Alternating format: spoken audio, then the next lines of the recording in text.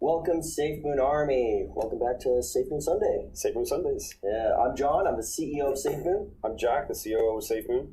And, dude, it's been a crazy week. In general, it's been a fantastic week for us. Yeah. Crypto's really been testing the holders this week across the board, I think. All the diamond hands out there, regardless of the cryptocurrency that you're in, diamond hands is always better.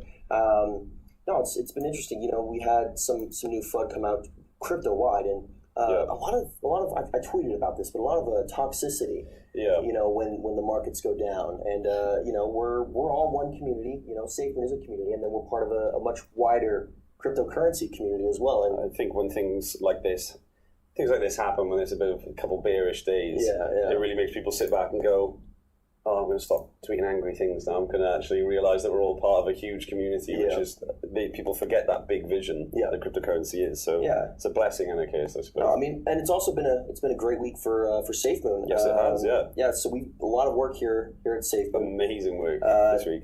2.25 million holders. Yep. So welcome to all the new holders out there. Mm-hmm. We had BitBNS exchange. Yeah, which were amazing to work with. Yes. By the way, one of the fastest exchanges we've ever worked with. Literally lightning. So incredible. They're done with phase 1 tokenomics integration. Yep. Yeah, done with phase 1 tokenomics integration. So and that brings us to a total of 15 exchanges. Yep, 15 exchanges. With 6 that support tokenomics. Mm-hmm. So go look at my tweet. I actually listed them there. So developers, we've expanded that. Yes, we have. We're at 15 developers on the wallet alone. So we are screaming through that. And then we have 8 on the exchange and a variety of other teams working on other projects, some pertaining to Operation Phoenix, and others to other products that are coming, in the further future. Yeah. So further team expansions. Yeah, marketing and media. Marketing and media. So we've had 2 new senior hires. One of those being Dave Smith. Yep. Dave Smith, and 3 junior hires as well. And all of these people, I cannot state they're incredible, aren't they? No, it took us a bit. We were interviewing them. We wanted to bring quality. Mm-hmm. So it takes more than a few days to hire. I mean, that's just from the interview process alone. Then it's all the HR work that goes into it as well. Yeah. So welcome them. They've been great, and they'll be producing a lot more content here in the future. So partners. Fantastic new partner. Anonymous Key Technology. They're an encryption group. They're a lot stronger than today's standard, and they're NIST certified for. I mean, these are nerdy words for the people in the encryption space. Yeah. NIST certified. You can go look them up. And then we're in the final negotiations with that marketing firm, the larger one. Yes. Yeah, final negotiations with them. So we'll update you when we have more news. Mm-hmm. So expansion has been a really, really big. No, I mean big deal this week. Always, but we're growing rapidly, and the community's growing rapidly, and so the team that supports the community also has to grow rapidly. So we've been that's been one of Jack and I's major focuses here at our level. So absolutely, yeah. Mooncraft. So that's the Minecraft server. Yep. It's our test bed for a lot of the new technology we're working on. We currently have 50 beta testers. Yep. 50 beta testers, and we'll be rolling out more very soon. So, please go to the website and sign up for the beta or DM Hank. So I love saying that. I love saying that. Enjoy, Hank. All right. Our favorite section. What the FUD? What the FUD? It's a pretty big one this week. In my opinion, it's something that we really want to talk about. So I'm gonna hand that over to you. Yeah. So, Ledger. Hi. So we saw your post, your Twitter post, your blog post, and we're now taking the appropriate actions as we've been advised to do so. But I'm not going to read that. Hold on. So, what you did is despicable. We are disgusted by that article that you posted. You're perpetuating a false narrative that was put out by War on Rugs. I'm finally saying their name. So War on Rugs, which was a rug pull. What they did and what they did to victimize their community is just utterly disgusting. The fact that you would use them as a reference is atrocious. I was a big fan of Ledger. I have one. Well, I had one, and I'm looking for a replacement. And speaking of a replacement, I think there's no better time than to say we'll do it ourselves.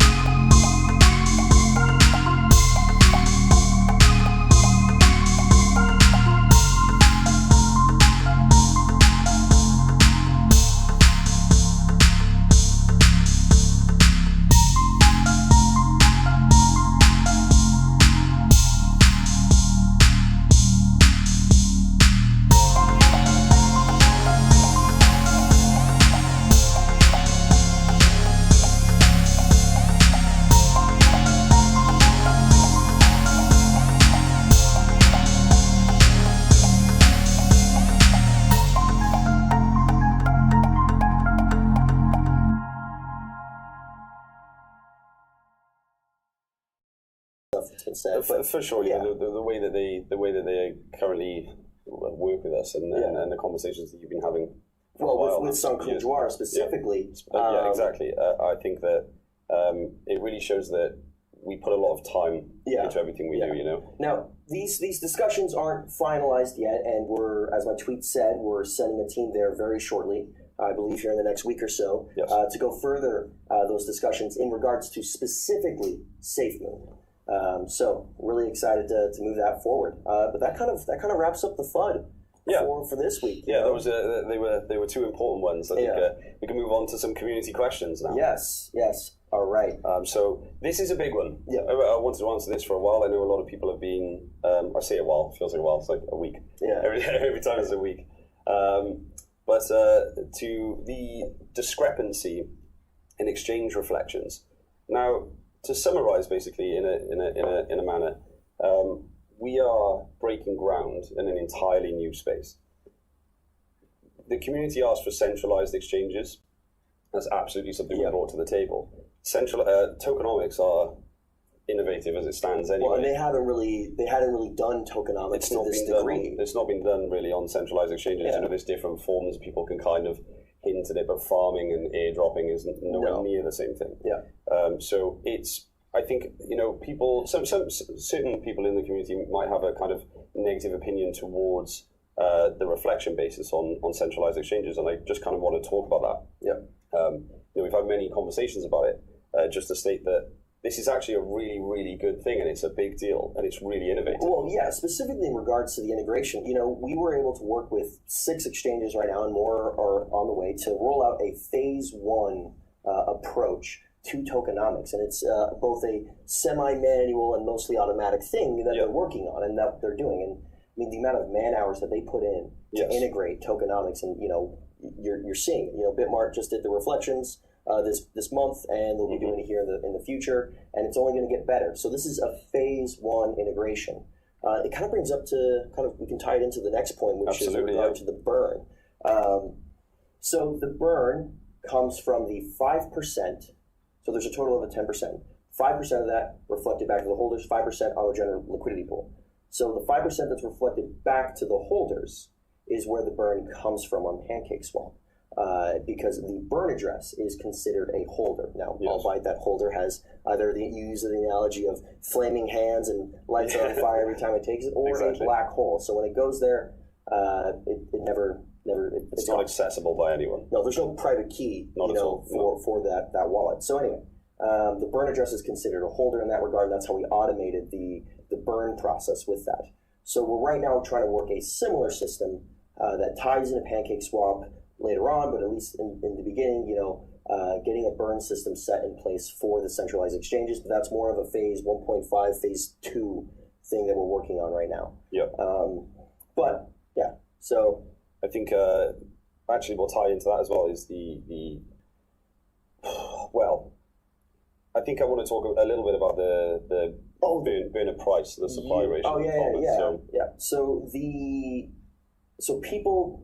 main question is, when are we going to stop the burn? The short answer is, we have much smarter people than Jack and I and the team working on this to work out where the math adds up best. So we have quantitative engineers currently working on that. And then Thomas, our CTO, is currently working on some other methods, for lack of better terms, that will answer that question of when the burn will happen. But we're not ready to release that stuff yet, because that's some proprietary stuff that we're working on in-house to bring to you guys, to bring to the SafeMoon Army. So we've got some quantitative engineers working on that that as well. They're working on that as well. But no, we have much smarter people working on this right now, and when we have a definitive answer, we'll provide it. So absolutely.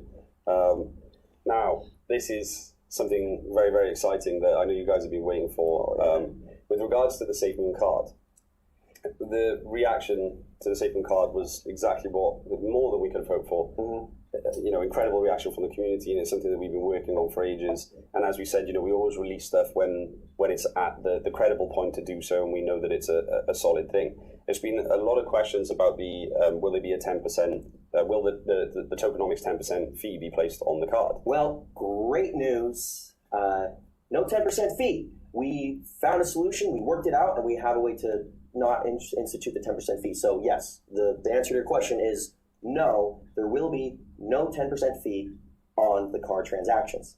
Now, they may possibly be, smaller fees that are just situated towards normal transactional systems that, we're used to in the current world, but 10% fee is non-existent on the card. Yeah, the next question that we saw a lot of and we're still getting is when wallet. We go to Thomas and like, yo, when wallet? Yeah. And I'll let you do this. Yeah. So June 15th, we are opening up a beta test sign up page for everyone, and that'll go live on the website. So I think that's going to get a couple of people excited. Yeah. We know everyone's been waiting for a day on that. So yeah, June the 15th. Beta signups are going to be open, and please try not to crash it. I think it's going to be a bit wild. Yeah, we'll see. Hank, make sure it's there. All right, special announcements for this week. Well, technically for next week. Yep. So we are postponing next week's SafeMoon Sunday. We will be traveling to meet with some incredible individuals, some new partnerships, some really exciting partnerships, and we have to meet them face to face to discuss some of the stuff we want to discuss because well, they want to meet face to face, and so we're going to travel. We're going to see them and see if the partnership works out. So, yes. Yeah. Fantastic. I think we covered a lot of it. A lot of stuff this week. Absolutely. No, we're really excited for a lot of the developments in the pipeline. We're hoping. I'm really mushing the developers along to make sure we can get some more definitive dates out here in the coming weeks. I think with the team growth as well, there is an exponential speed growth at the moment, isn't there? Which is really interesting to see, and that's actually why we talk a lot about timelines, and we're only going to say them when we're certain, because in actual fact, it's more possible that they could speed up. Things are moving fantastic, I have to say. No, we're really excited for these next few weeks and our upcoming trip. So anyway, absolutely. I'm John. I am the CEO of SafeMoon. I'm Jack Haynes, the COO of SafeMoon. We are family. We are SafeMoon. Thank you for watching.